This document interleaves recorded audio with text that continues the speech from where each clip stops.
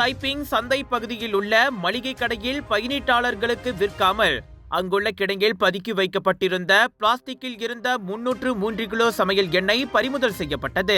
திங்கட்கிழமையன்று பொதுமக்களிடம் பெறப்பட்ட தகவலின் அடிப்படையில் உள்நாட்டு வாணிகம் மற்றும் வாழ்க்கை செலவின அமைச்சின் தைப்பிங் கிளை மேற்கொண்ட ஒப்சமார் நடவடிக்கையின் போது இந்த விவகாரம் அம்பலத்திற்கு வந்தது.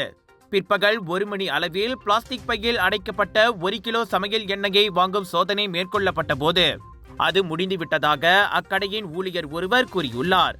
அவரது பதிலில் சந்தேகம் கொண்ட அமைச்சின் அதிகாரிகள் அங்கு மேற்கொண்ட திடீர் பரிசோதனையின் போது அங்கிருந்த கிடங்கில் அட்டை பெட்டியில் இருந்து பெரிய அளவிலும் மற்றும் பணம் செலுத்தும் இடத்திலும் சமையல் எண்ணெய் பதுக்கி வைக்கப்பட்டிருந்தது கண்டுபிடிக்கப்பட்டதாக உள்நாட்டு வாணிகம் மற்றும் வாழ்க்கை செலவின அமைச்சின் பேரா கிளையின் இயக்குனர் டத்தோ கமாலுடீன் இஸ்மாயில் தெரிவித்தார். கட்டுப்படுத்தப்பட்ட பொருட்களான பிளாஸ்டிக் பையில் அடைக்கப்பட்ட 1 கிலோ சமையல் எண்ணெய் பொட்டலங்களை வைத்திருந்ததை அந்த கடை உரிமையாளர் மறைத்துள்ளார்.